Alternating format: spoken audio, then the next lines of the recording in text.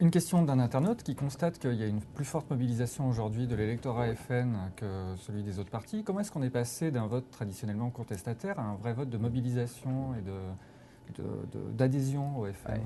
Si vous voulez, en effet, toutes les enquêtes préélectorales montrent que les électeurs du Front National sont mieux mobilisés que les autres.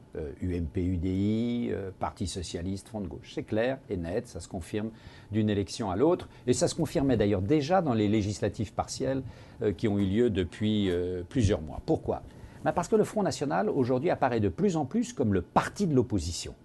Encore beaucoup plus que l'UMP qui est empêtré dans ses affaires internes, qui a du mal à se relancer. Donc c'est le parti de l'opposition. Et on sait très bien que dans tout ce qu'on appelle, nous, les politologues, les élections intermédiaires, c'est-à-dire les élections qui se tiennent entre les grandes échéances nationales, dans ces élections intermédiaires, il y a toujours une prime à l'opposition.